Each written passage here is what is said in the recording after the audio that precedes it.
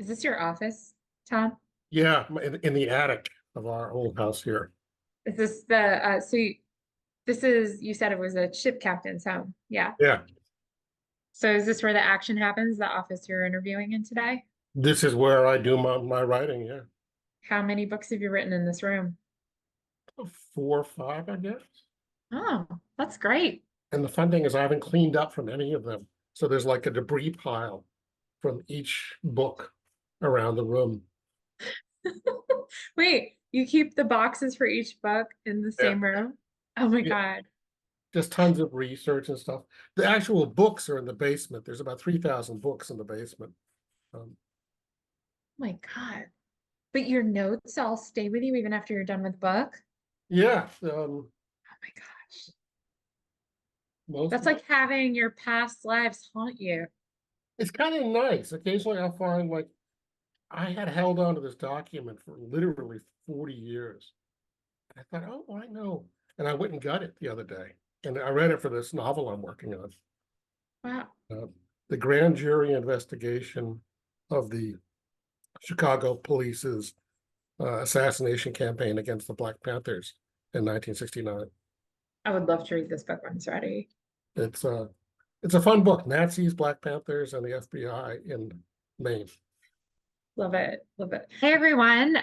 Welcome. And this is Tom Ricks. Hope you're all staying cool wherever you are. It's absolutely balmy in most of New England, but luckily I and Tom Ricks are in Harborside areas. So Tom is in Penobscot Bay. I am in I'm near the Situate Lighthouse right now. So it's not above 80, I think, where you are or where I am, right? That's right. Yeah. Yeah, so please stay cool, everybody. We're here this evening with Thomas E. Ricks to talk to him about his book, Everyone Knows But You, about murder and mayhem in coastal Maine, where it is hopefully a lot cooler. In his riveting crime debut, Tom turns his literary talents to a land he knows very well, from working in the Maine woods to trapping lobsters year-round. In the book, an FBI agent finds himself in the insular world of a fishing village on the Maine coast, where the rules are very different, sometimes lethal. For those of you familiar with living in a small or tight-knit community, this book will especially resonate. The chat is open and you can use the Q&A for author questions at any time during this presentation. Also, this event is closed captioned, so you can make it capable on your screen. While Tom's book is available in bookstores everywhere, if you want to support his local Maine bookstore, you can order signed copies from Blue Hill Books in Maine. And I checked the website, it's bluehillbooks.com. And if you go to the order tab on the homepage, you can see his name and book listed there for purchase to get a signed book. So Thomas E. Ricks is a celebrated author and Pulitzer Prize winner. This marks his first dive into fiction. He draws from a diverse background, advising on national security for the New America Foundation and its future war projects. He is also a contributing editor of Foreign Policy magazine, where he writes the prize-winning blog, The Best Defense. Tom covered the U.S. military for the Washington Post from 2000 through 2008. And until the end of 1999, he had the same beat at the Wall Street Journal, where he reported for 14 years. At the Washington Post and the Journal, he was a member of two teams that won the Pulitzer Prize. He's the author of several books, The Generals, The Gamble, and the #1 New York Times bestseller called Fiasco, which was a finalist for the Pulitzer. I first fell in love with Tom's writing when I heard an interview with him about his book, Churchill and Orwell, The Fight for Freedom, which was a phenomenal dual biography of how two very different men battled to shield democracy from the threats of authoritarianism, from both the left and the right. Sound familiar? Tom's last nonfiction book, Waging a Good War, chronicles the history of the civil rights movement, which is also a perfect read in the lead up to this year's turbulent presidential election. Today, though, it's all about the fiction. Tom's latest is this first new book in a crime series, Everyone Knows But You, A Tale of Murder on the Maine Coast. Publishers Weekly called it a crackling procedure about a grieving FBI agent who sets out to solve a murder in Maine. It also suggested a sequel would be welcome, and I'm happy to report that Tom has just told me he sold the sequel, which I expect he'll tell you more about. Tom spent his time in his youth in Maine and returned later in life to build a permanent home there with his family. He now lives in an old ship captain's house on Penobscot Bay, dividing his time between Texas and the Maine woods. Welcome, Tom. Thank you for coming out tonight, everyone. You're welcome, and thank you to this organization for having me. It's a real pleasure. This is, as Leah said, my first mystery novel. I thought I'd talk about it for about half an hour or so, and then get to your questions. As I understand it, just post your questions over in the Q&A box, and Leah will keep an eye on them, and we'll get to them unless it's really urgent and you have a two-hander that has to be answered immediately. We'll try to answer those as well. I hope you can all hear me.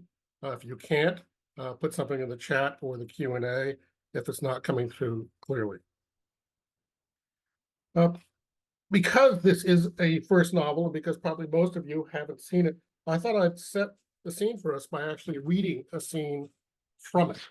This is early in the book. The protagonist is an FBI agent named Ryan Tapia. He comes out of a tragic situation. His wife, 2 children, and family dog had been killed in a car crash in San Diego about 6 months earlier, and he had requested that he be transferred from San Diego as far as possible, and the FBI complies by sending him to Bangor, Maine. But Maine has a prickly, candid sense of humor, and so one of the running jokes in the book is that every time he says, "I'm from the FBI in Bangor," Mainers look him up and down and say, "Had to screw up pretty bad to get assigned to Bangor, huh?" So he's getting used to that. He's getting used to the Maine sense of humor, and he's beginning to realize that if he's going to solve this odd murder case, he is going to have to come to understand the culture of rural Maine. And that's very much what this scene is about. As I said, his name is Ryan Tapia. The dead man in question, a murdered lobster man, is named Ricky Cutts, C-U-T-T-S. And the scene takes place at 4:30 in the morning, which is when the lobstermen on my island gather in the morning for breakfast together before they head out for fishing. The name of the place is the Fisherman's Pal. Cars and trucks were clustered outside a restaurant called the Fisherman's Pal. Inside, the restaurant was bustling, the air thick and humid with the rich, steamy aromas of brewing coffee, toasting bread, and sizzling bacon. Ryan surveyed the place, partly out of lawman's habit. Most of the tables were full, even at 4:30 in the morning. These were working people in the northeasternmost part of the nation. Their labors began at dawn and lasted until about mid-afternoon. That was partly because the mornings are less windy out on the ocean, making it easier to fish then. But it was also because in the depths of winter, this far north and east, the sky grew light around 6 o'clock in the morning and dark by 4 in the afternoon. That solar cycle also set the work schedule for the boatyard, the biggest single employer in town. Even though the restaurant was crowded, 5 vacant stools stood at the end of the counter. Ryan slid on to the red plastic of the leftmost. A red-haired waitress glared at him, but otherwise did not acknowledge him. He waited. He read the menu. He waited more. Bits of conversation floated across the room, particularly from the corners, which acted as amplifiers. "Hey," one shouted, "your new impeller came in. Thanks, I'll stop by. Ain't cheap." Never is. It had the feel of a town conversing with itself, of one big exchange among lifelong familiars. A man came in and stopped by a table. "Sorry to hear about your mother. She doing better?" Ryan heard another quick exchange. "Bought that new floating rope. I think it parts too easily." The person next to him said, "Goddamn federal regulations. Fuck the whales." Another guy walked in the front door and saw someone eating breakfast in one of the booths. The one just arriving shouted across the entire room, "Hey, numbnuts, your truck is blocking mine on the wharf." "Sorry, Bill, I thought you was still down in Portland." The man held a forkful of scrambled eggs in front of his mouth. "You know I had to be back for the selectmen's meeting last night." "Was that last night? I forgot. How'd it go?" The fork still hovered.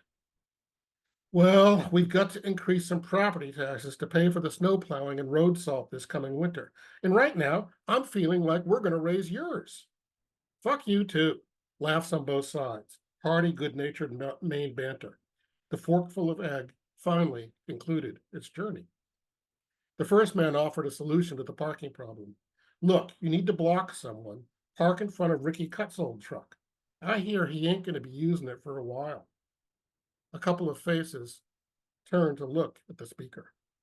That exchange about Ricky Cutts also caught Ryan's ear. While he pondered it, he tried again to signal the waitress. She snorted and kept going.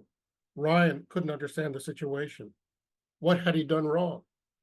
She passed him a third time.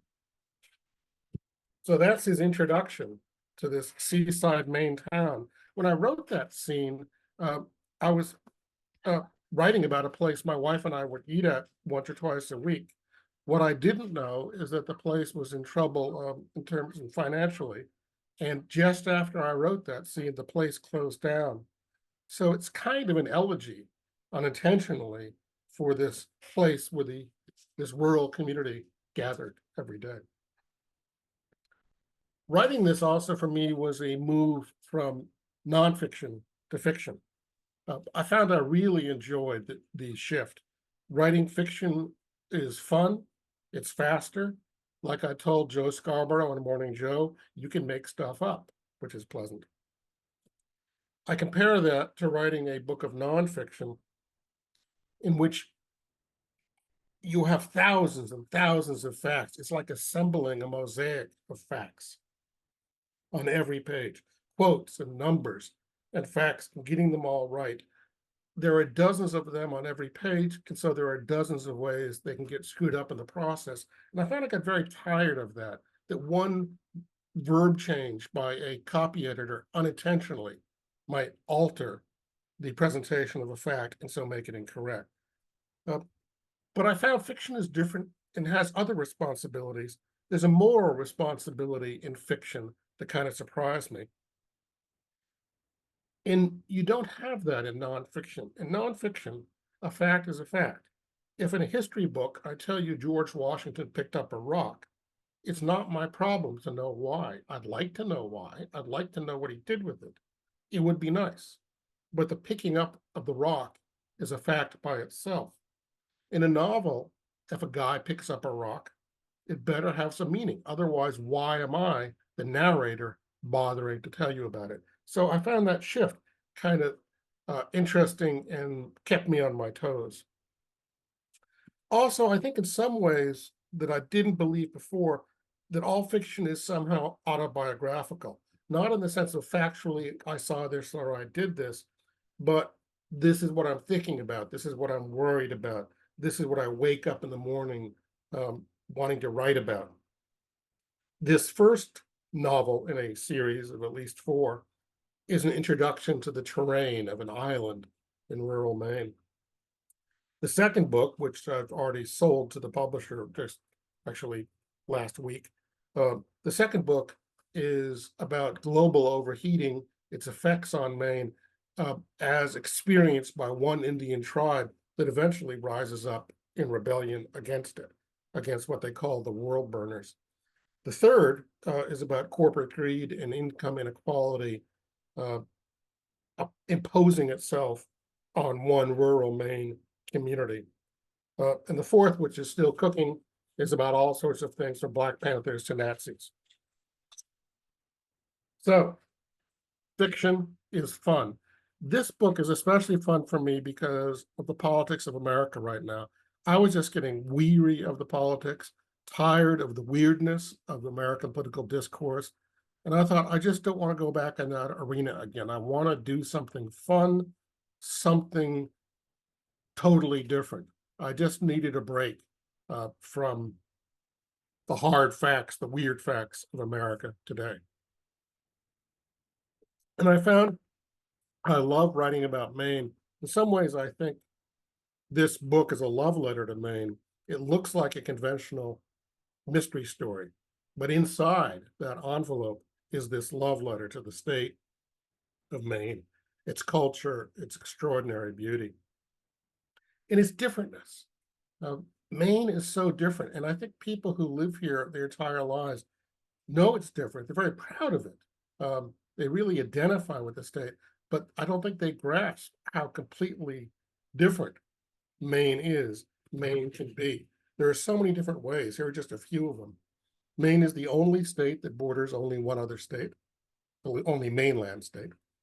It's the only state with the name of one syllable, the only state that by law reserves seats in the legislature for Native American tribes who call themselves Indians in Maine. It's the only state crossed by a railroad of another country, Canadian Pacific. Most of all, it's the only state that really peaked before the Industrial Revolution. Maine joined the United States in 1820, and when it did, it was not seceding from the British, it was seceding from Massachusetts, and they still kind of have problems with people down in Boston. Maine's economy in 1820, when it became a state, was really at its peak. It was built on wood and ice, wood for building, wood for burning, wood for ships, and ice for refrigeration. Both those things were made pretty obsolete by the Industrial Revolution because people started building with steel and refrigerating with machines and then heating with coal and oil instead of wood. This title, Everyone Knows But You, captures the difference. The hero, Ryan Tapia, is from away, as they say in Maine. Everybody in Maine, in many ways, knows more than he does about the situation. And that's what drives the plot. I thought my initial question writing the book was, what would happen in a situation where everybody the investigator talks to knows more about what's going on than he does? Everybody is a step or two ahead of him. Everybody really does know but him. Why is Maine so different? Why is it such a fine setting for telling a fun, different story? Well, it was America's first frontier. It's where people from Massachusetts came up to the frontier. And because it sat out the Industrial Revolution mainly, except for a few mill towns, it still has preserved a lot of that pre-industrial culture. Where I live on an island in Maine, your word really is your bond. Contracts, if they're written at all, are written on paper bags. Physical labor is usually respected. Craftsmen, especially, people who do specialized work with their hands, builders, roofers, tree cutters, fishermen, farmers. This is the work that is most respected. By contrast, mental labor, paperwork, brain work, is still a bit suspect to many people. I remember a neighbor of mine on Deer Isle saying of a summer person, he's an investment banker. I guess he wasn't good for much else. He was serious about that. And I think also land operates a little bit differently. There's a feeling that land belongs not to an individual, but to the family. And you'll hear about, he wanted to sell the land, but the family objected. He held the title, but the family's attitude is that his land has been here since we got it in a post-Revolutionary War grant for a veteran. And it really belongs to all of us, not to the title holder. The antagonist of my book, Caleb Goodwin, is a lobsterman. He's a real Mainer, and a secret about his name and many other names in the book, they're all drawn from the records of soldiers in the Maine, from Maine, who served in the American Revolution. I went through the pension records, so you see names like they are in the book. Caleb Goodwin, Absalom Buck, who in this book is a drug dealer. Ricky Cutts, the murder victim. And then one scene, I just put in the name because I liked it so much. There's a character named Topsail Pennyman, which is a real name from the Revolutionary War records, pension record. And I just thought it was a perfect name. I imagine some guy was very tall named Topsail, and that was his nickname, and eventually became a family name.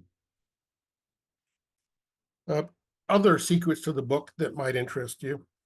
First, it's called Liberty Island rather than Deer Isle because I wanted an invented place, somewhere where my imagination could roam. I didn't want people saying, well, in your book, you have the store on the right-hand corner and the store is really on the left-hand corner. I wanted to be able to say, no, on Liberty Island, this is the way it works. Why the name Liberty specifically? Because Maine is so much about liberty. There's a reason all those towns in the interior have political names like Liberty, Union, Freedom, and so on. Those are towns named in reaction to the succession of Maine from Massachusetts in 1820. And there's a tension that goes back there. One of the best books about Maine I've ever read, a book of history, is called Liberty Men and Great Profiteers. And it's about the battle in the 1780s and 90s between people who were settling and clearing land in Maine and the wealthy men in Boston who said, no, they held title to that land. And the people who cleared it said, well, we cleared it. We should at least get paid something for it. And the people in Boston said, no, get off our land. You had surveying parties go in that were attacked. There actually were deaths that occurred. And there was a real friction between the towns in the interior in the Sheepscot River Valley and the towns along the coast that were trying to enforce the law.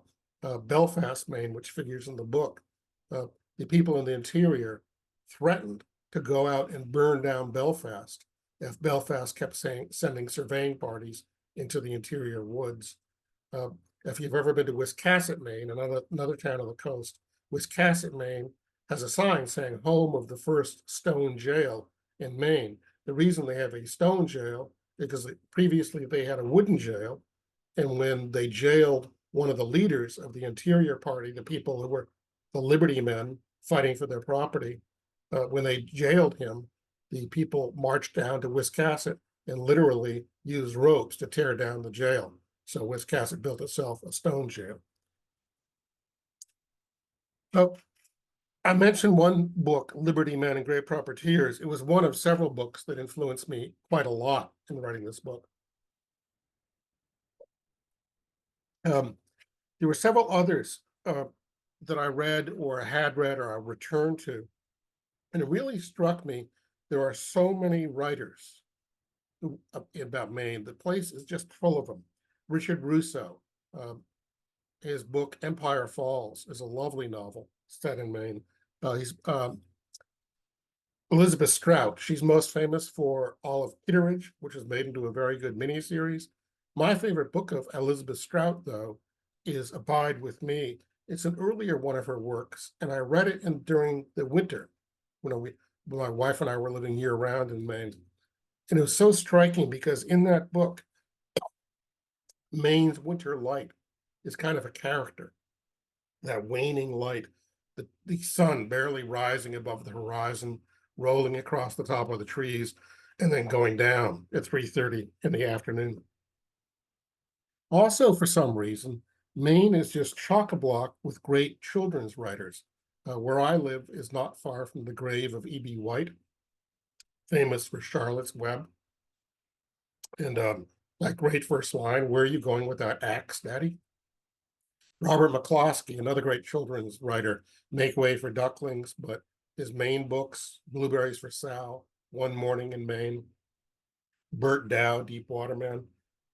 The island his family lived on, Scott's Island, is just at the end of my harbor out here to my left, about 3 miles just to the northwest of there.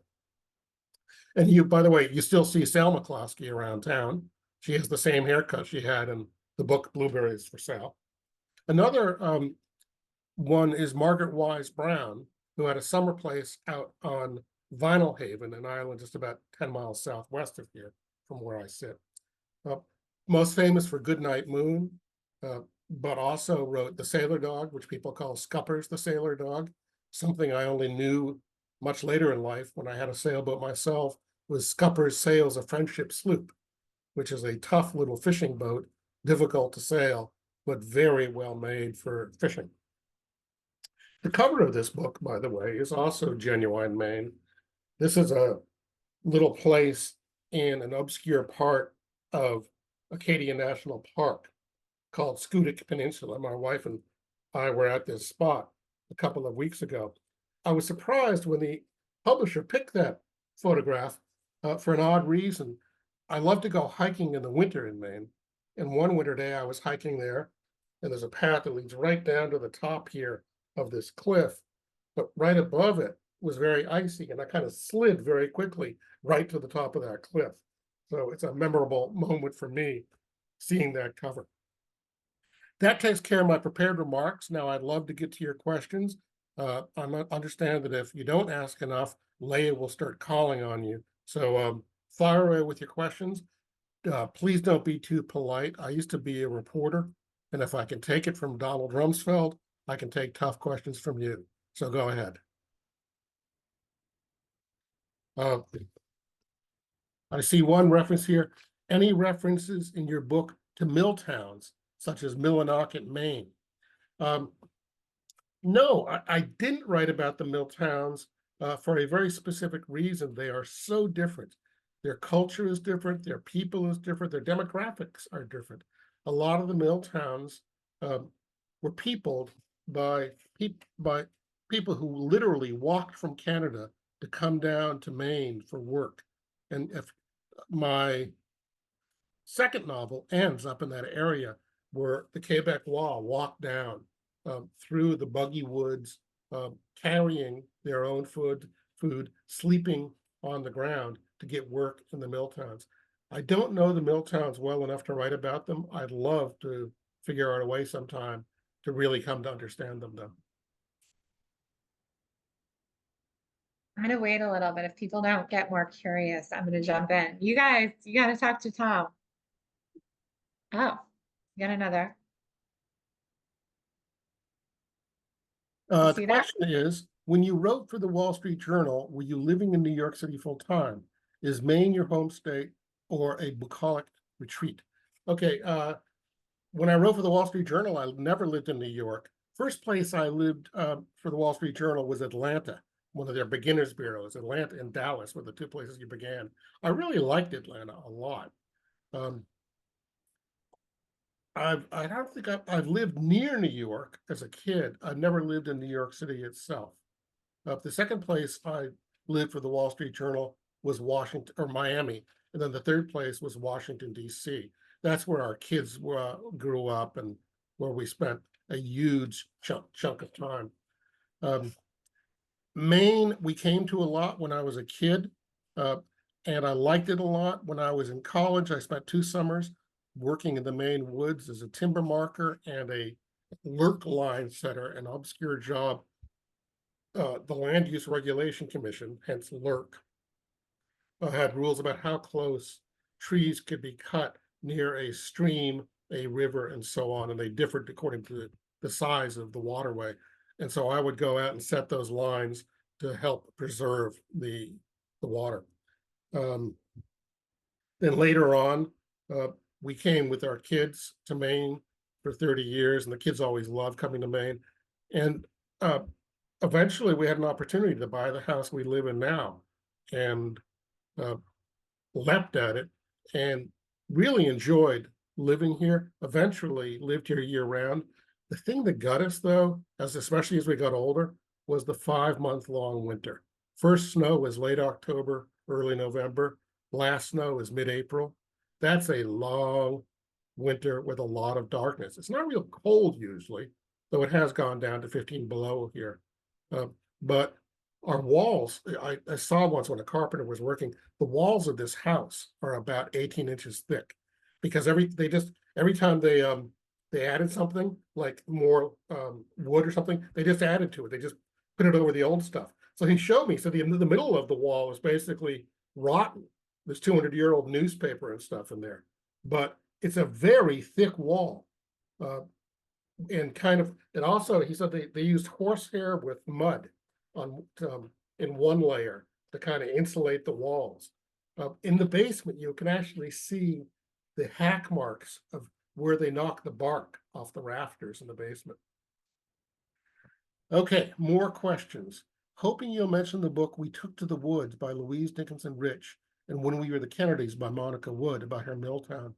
Both wonderful memoirs of Maine's interior. Well, thank you. These are two books, especially When We Were the Kennedys, I've seen it and I've wanted to read about Maine's interior.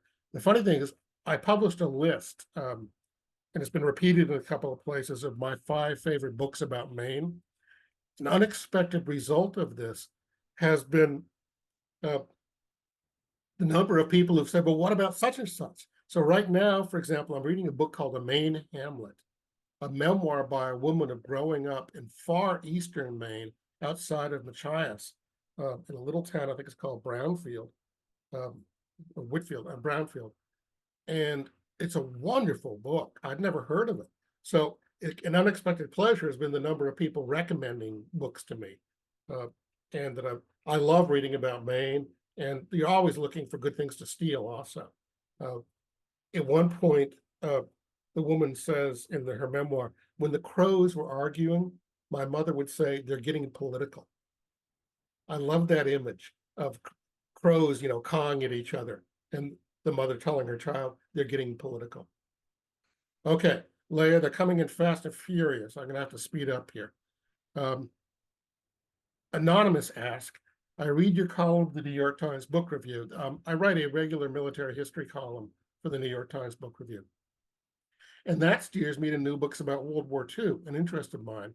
The funny thing is, I've told the editors I avoid as much as possible books about the Civil War and about World War II because they're so overcovered, especially the Civil War. I mean, every minor event is covered. So, for example, I came across a book about basically 3 weeks when nothing happened in the Civil War. It's called, I think, After Gettysburg.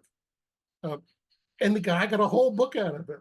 Whereas there are entire wars that Americans know nothing about. That's just a personal peeve of mine. But there are, yes, a lot of good books about World War II. When I wrote my book, The Generals, which begins by talking about American generals in World War II, I was really impressed. I mentioned that I'm early talking to Leah that in my basement, I have about 3,000 books.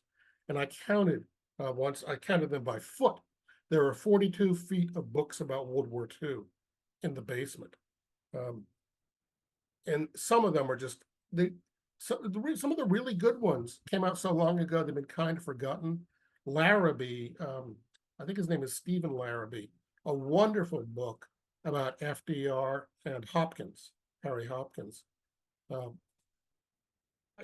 George Marshall, who's one of my heroes. The great book about Marshall is still to be written. The question you get to is, did your knowledge of history and war histories in particular inform your new fiction in any way? Not so much this first book. If anything, it's more informed by some time I spent covering law enforcement for the Wall Street Journal. For example, in Miami, I once did a profile of 2 homicide detectives. I always like homicide detectives because the saying is there's no money in murder. So there's not a lot of corruption. The corruption of cops is in drugs, it's in prostitution. Excuse me. But vice, the victim has no money. The victim's not going to pay you. So I like the fact that I could cover some clean cops. I'm struck by the fact that your hero has FBI connections. How did you decide to do that? All right, please don't call back. Whoops. I just got rolled open here. I lost my question. I can jump in. They What is- asked how you decided to focus on an FBI agent as a protagonist because Mainers tend to be suspicious of feds in general. Yeah. I wanted an outsider specifically, and that's why I picked somebody who comes from Southern California. His name is Ryan Tapia, indicating perhaps an Irish background, perhaps a Hispanic background, some kind of mix. And I actually picked the name Tapia also because a friend of mine in college had that last name, and I just always liked it. That'd be a good name. And you're right, Mainers do have that suspicion of outsiders, the sense that somebody hasn't proved themselves. Is this person a person of their word? And that's a lot of what goes on here is people learning to trust him and bring him in to some of the secrets. Okay, Leah, tell me if I'm not going fast enough. Yeah, no, you're fine. You're doing good. Somebody before the last question asked, you talked about some of the differences between writing nonfiction and fiction. What are some ways they are similar? And how did writing nonfiction uniquely prepare you for writing fiction, specifically mystery novels? Why that choice? They are similar in that I think writing of any kind is much more craft than art. Art is important, but you get to art through craft. Writing is much more like carpentry than people imagine. You get up in the morning, you gather your wood, you saw, you nail, you sand, and sometimes it looks pretty good. And sometimes at the end of the day, you say, what a freaking mess. There are points at which, especially in nonfiction, um, my first book, um, the editor making the core, this is about 30 years ago. My editor said, I sent it in saying, pish posh, there's your book, go and publish it. And he sent a note to me saying, Tom, this is a good start. Just you need to tear down the ending and rebuild it. Like you need to tear down that whole extension on the house and rebuild it. So the craft of paying attention to each word, of making each word carry its weight. If a word isn't doing something, what is it doing on your page? Another thing I learned, and a rule that I apply both to fiction and nonfiction, is I learned early on to only write for 4 hours a day. Because I started writing my first book, and I keep on, this is so good, I'm going to keep writing. And I'd write for 8 hours. And the next morning, I'd sit down and I'd look at it and say, who wrote this shit? This is bad. And I learned there was a real falling off point after 4 hours. So after 4 hours, go do errands, cook lunch for your wife, do the research, because fiction and nonfiction both really thrive on research, on the real thunk of reality, of knowing what you're talking about. One of my rules in writing fiction and nonfiction is don't mention anything without looking into it. Just if there's one mention, he was walking on Columbus Avenue. Well, why? And what is Columbus Avenue? It's amazing the connections you can make, the understandings you can reach, how you can deepen a character by really understanding their environment and why. And that's true for nonfiction as well. I mean, why did John D. Rockefeller go to Brown University? Well, if you understand the answer to that, you get a key into the personality that is quite helpful.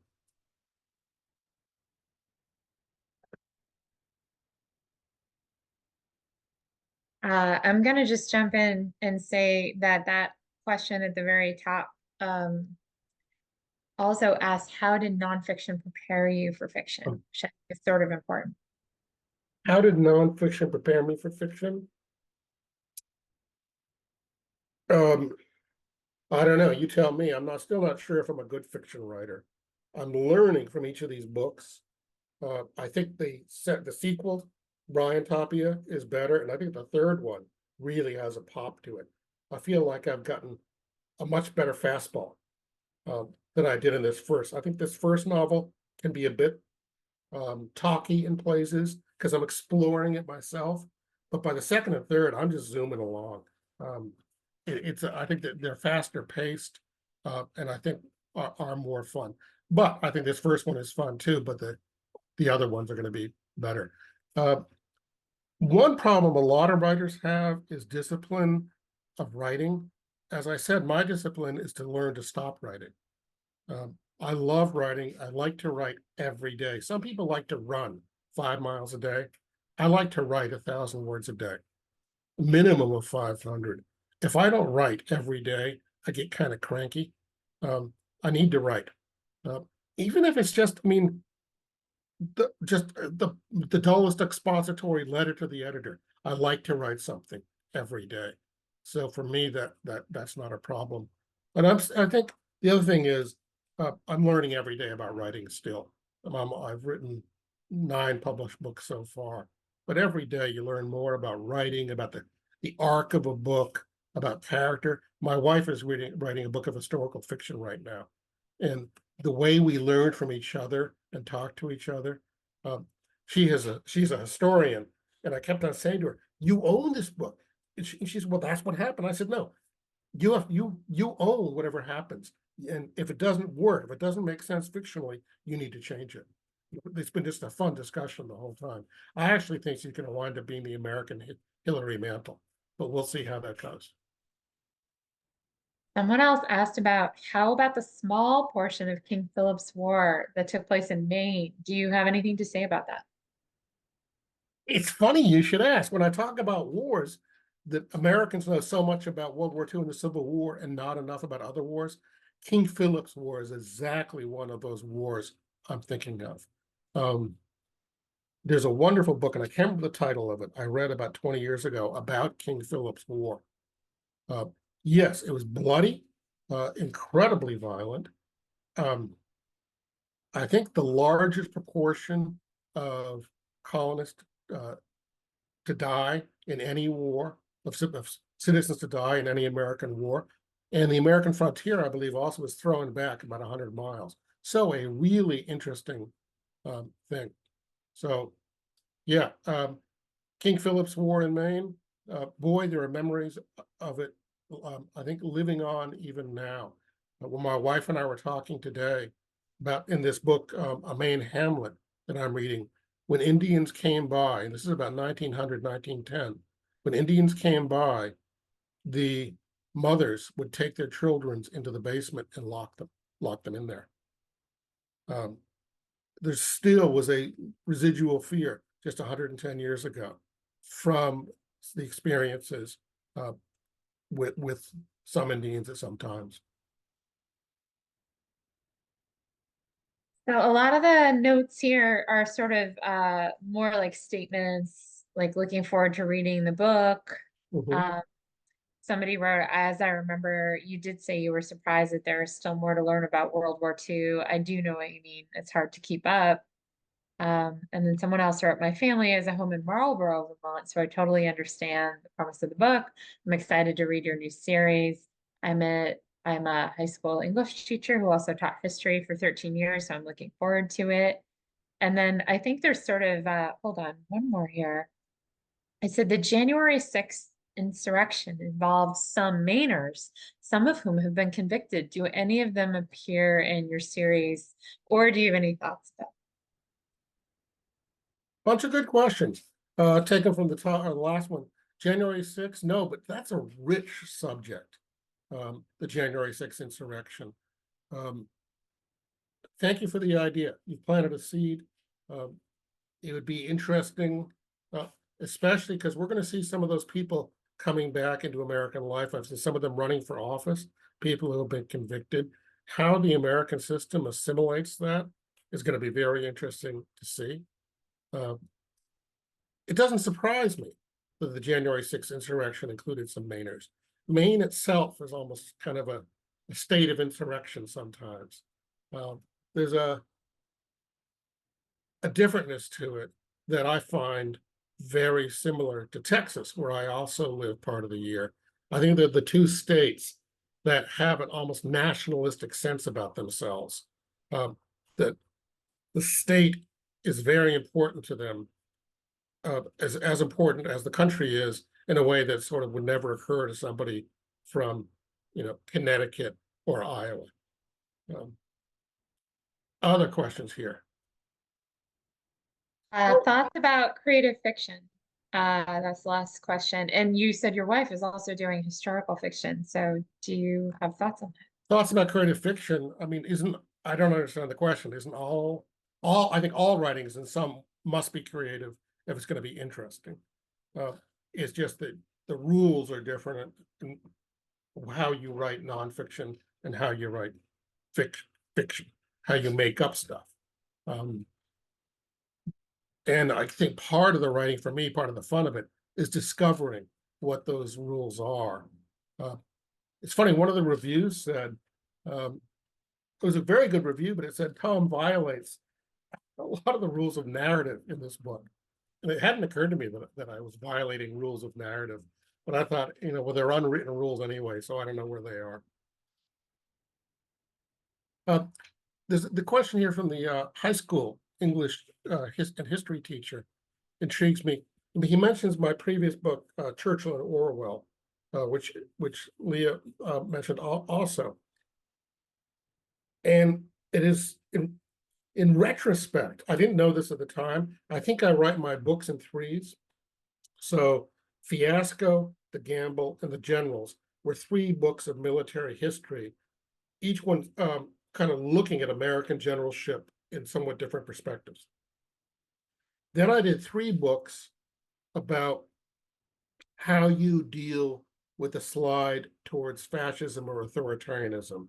The first of that being Churchill and Orwell, as Leah said, a man of the left and a man of the right in the 1930s saying, I don't want totalitarianism, I don't want fascism. How do I defend the middle ground?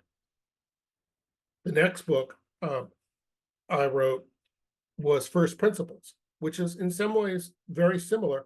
A bunch of people sitting around at the beginning of America, the United States, saying, how do we design a country to have a sustainable republic? Something that has democratic representation, but can also last. The big problem they faced, especially Madison, James Madison, I just love, spent several years sitting in his parents' library, reading histories of the declines of republics, trying to figure out how do republics fall apart? Why do they fall apart? And then he really beats the drum and leads the way to the Constitutional Convention that says, let's design a country to be a sustainable republic. And so what especially Madison says is, if most republics are small and they don't last, we're going to have a big republic and we're going to try to make it last. And his key is spread the power around, divide the power up, checks and balances. So you have three branches of government. In the legislative branch of federal government, you have two different houses, the Senate and the House, contending with each other. You have not just a federal government, but also a state government and tensions between them. So he dispersed the power as much as possible to make the system sustainable. So when people say, well, our system's in a logjam, we're frozen, I think James Madison would say exactly so. It was designed that way. If you can't get along, the thing freezes up. It forces anybody who wants to get something done eventually has to compromise. It's a system that forces compromise. So sometimes you get people who don't like compromise. Madison says, knock yourself out, the system will freeze. I think it's just James Madison, I think, is in many ways, after George Washington, our greatest founder. We wouldn't have had a country without George Washington, the general who held this army in this country together. But the fact that we have a country more than 250 years later, I think that's due as much to James Madison as anyone else. They called him Little Jimmy, Jimmy Madison. He was about 5'3". His wife Dolly at parties would run around with him, carrying him on her back. The fact I just love about Madison is he went to Princeton, and he had a Scottish tutor. He was well educated, but when he got to Princeton, he found out, to his deep chagrin and embarrassment, that he spoke French with a Scottish accent, and nobody could understand him except other Scots. So, and then the third book. Hey, I have a quick question. Didn't Dolly Madison grab all the art in the White House when it was being burned? Yeah, in 1812, Is it? she took down especially the portrait of George Washington and rolled it up and carried it out. Dolly, I have a little bit more of a problem with. Dolly had a son who was a kind of a nut, a drunk, alcoholic, and a gambler, and he several times gambled away all his money. And she ended up selling slaves that had been in the family for decades to pay off his debts again and again. It was rather brutal. To the point, my wife tells me, at one point, she'd sent a maid to the watering of the well, the pump, just across the street from the White House in Lafayette Square. And there she had some men waiting to grab this girl and auction her off. The girl had been warned by another member of the household and ran away. And eventually this leads to the biggest slave escape in American history, which is the subject of my wife's first book called Escape on the Pearl. But it almost begins with Dolly Madison. You had another question? I think so we have someone who is talking about they're saying they're familiar with nonfiction writing, that they're writing fiction for the first time themselves, and they are curious if you ever do critique or editing critique for other writers. Not in a million years, except for my wife. Uh, but there are a lot of good editors out there, and a good editor is a wonderful thing. You're right, though. Details. I think it was Nietzsche who said, God is in the details. Great writing is in the details. I find in my writing where I frequently make a mistake is I don't expand it enough. I don't let it breathe enough. And in the second or third rewrite, I go back and I try to just let the air expand it. It's like one of those mattresses you buy where you open it up and it starts expanding and expanding. I find my first drafts frequently are too much like screenplays. I see the things, but they're not on the page.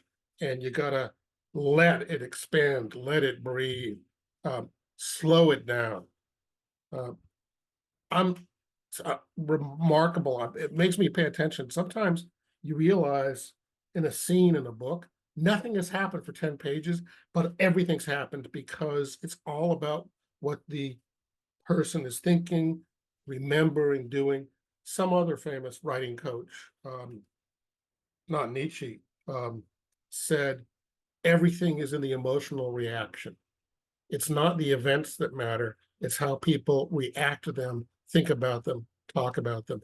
The older I get, the more I think that's true, that the real plot is in how characters react to what happens, not what happens. What happens is almost unimportant. Sometimes the smallest event. Jane Austen is so good at this. A dropped handkerchief, a tone of voice can be absolutely devastating to someone. And the fascination of the book is in how she makes that happen. I was thinking about this the other day. I once drove across the country alone, listening to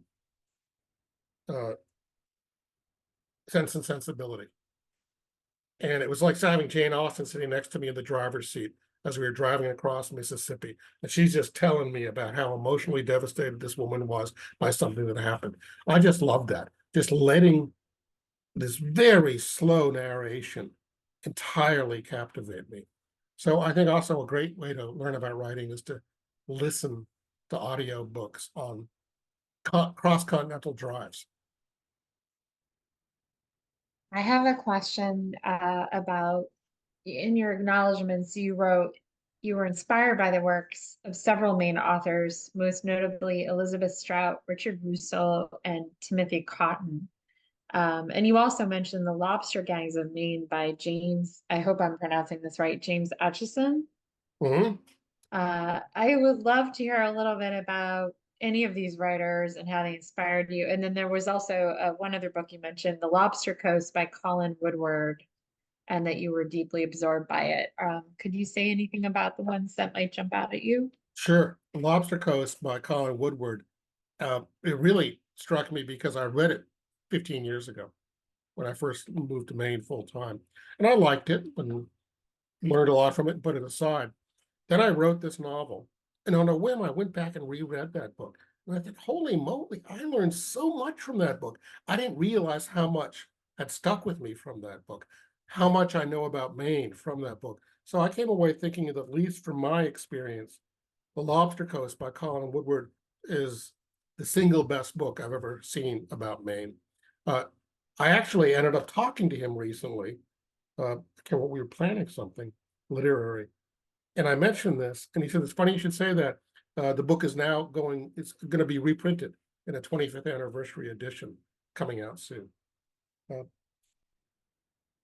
uh, Tom Cotton is a retired Bangor policeman who has written a couple of novels and memoirs about being a Bangor cop. And I learned a lot just from attitude and so on. Um, he's got a good feel for Maine. That's a lot of fun. What are the other books? Yeah. You mentioned Richard Russo and Elizabeth Strout. Mhm. Yeah, I talked about them a bit. I also, in the acknowledgments, thanked photographers. I became a huge addict of these photography pages, Maine photography, Maine wildlife, one exclusively about Aroostook County called Crown of Maine. And every day people post these wonderful photographs. And I would just sit and look at them sometimes and think about them. Um, and I think even, boy, I could write a scene in that photograph.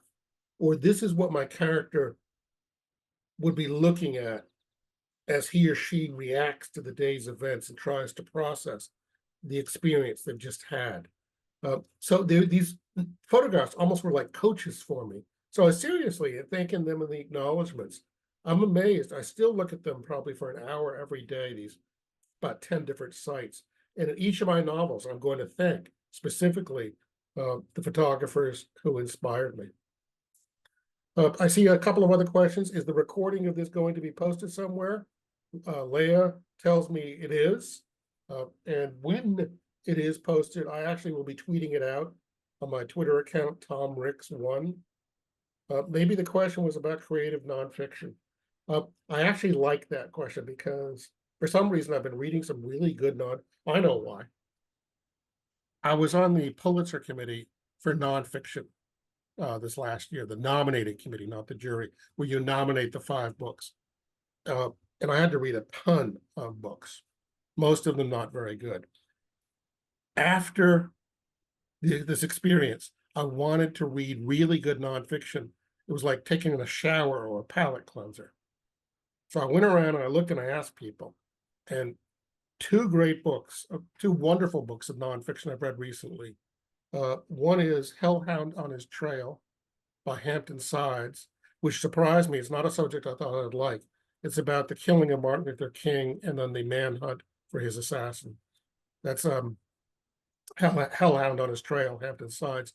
Another book that really surprised me uh, was Titan by Ron Chernow, a biography of John D. Rockefeller, the founder. And it amazed me because Rockefeller was so different from what I expected as a person, much more complex, much more psychologically complex, even politically, not what I expected. He was basically a leftist in some ways. He was an abolitionist, a feminist. When Cleveland had only one female doctor, he took his family there. Worshipped frequently in Black churches throughout his life. Gave enormous amounts of money to historically Black colleges and universities. Was anti-free market. He didn't like the free market. He wanted a market he ran, damn it. He didn't want prices going up and down. He wanted stable prices, and he would set the prices. So Rockefeller was just fascinating to me. And Ron Chernow, talk about creative nonfiction. He is so careful with his facts, but he's creative in his empathy and his understanding of this complex person. And it's a great work. It changed my understanding of American history. You realize kind of also when Rockefeller was coming up, Cleveland was like Silicon Valley. When he's putting together the first oil industry, and gasoline, by the way, at that point was a byproduct they just dumped in the river. Nobody wanted gasoline, so it was a waste product. He was like the Silicon Valley. He was 29 years old, and he was inventing an American industry. And 40 years later, he's shocked when people say, this guy's kind of a monster and he's strangling America. That's where I think Silicon Valley's going. They still think of themselves as we're the cool kids, the hip kids, we're the Grateful Dead of computers. And it turns out, no, they're the John D. Rockefeller of computers. And they're strangling, and destroying part of the country. But they still think they're the cool kids. I think we have time for one more question, and that is, what are you currently reading? And I'm going to add in, what are you currently personally riveted by? in your own reading habits? And you have to be honest. Don't give us like the official answer. Give us the real answer. Well, I kind of already did. Hampton Sides, Hellhound on His Trail, I finished earlier this week. Really liked it. I was thinking about the Ron Chernow book because I picked it up just today. I read it a couple of months ago, but I picked it up today. And the book I'm really in the middle of right now is this book, A Maine Hamlet, which I'd never heard of, which I'm learning a lot from. It's so, I mean, she's so precise. Again, we come to the importance of details. It never would have occurred to me. She's discussing the family's diet. This is a farming family in rural Maine, right up just 10 miles or no, 40 miles from the Canadian border. She says we were vegetarians for much of the summer. Their dinner table was beets, squash, potatoes, lettuce. She said, come the first frost, we slaughtered the pig.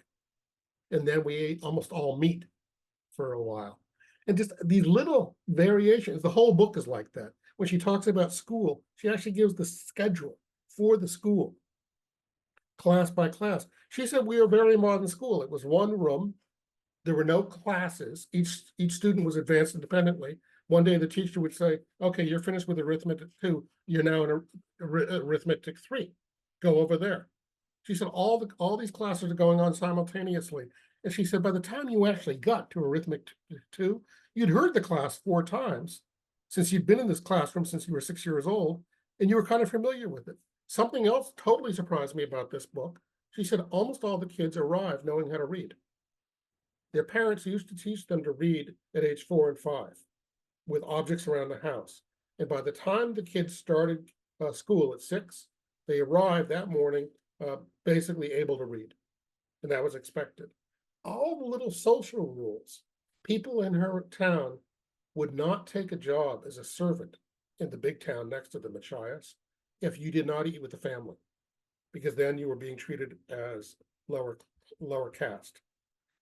And anybody who did take a job in which they did not eat at a dinner table was scorned as accepting imposition of a lower caste by the snobs in the big town.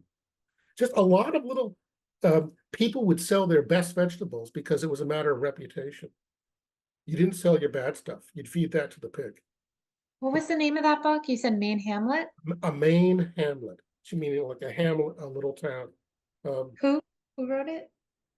Wish I had it here Well, we'll find it. We can find it, put downstairs. the link in. Yeah, we can add that in. Those, Anything you want to leave us with yeah, go to about Maine, the book go to for those Blue who Hill. may be wavering or not sure? I'm sorry, say again. I said anything you want to leave us with about your book and about the series and why everyone should read it. Sure. Read the book if you want a little fun, if you want to learn more about Maine, and if you want a diversion. I am just so weirded out by American politics, so tired of them. I needed a break, and I suspect a lot of people do too. This is designed to be a break. So there is an audio book of it. I think it would be somebody, C. Martin has written in, I'll take the audio books on my 10 hours drive to Maine coming soon. I think it would be the perfect audio book to listen to on the way to Maine. It actually moves my heart because our daughter is driving here today from Washington, D.C. with her 2 dogs and called us. I suspect that was her who called earlier and interrupted us.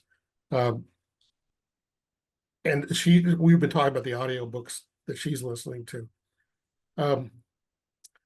I'll leave you with the thought, this is a great gift, and you can get a signed copy by going to Blue Hill Books online. It's the Blue Hill Bookstore in Maine. It's a beautiful little independent bookstore. A friend of mine came to Blue Hill for the first time, walked into it, and yelled, I love this place.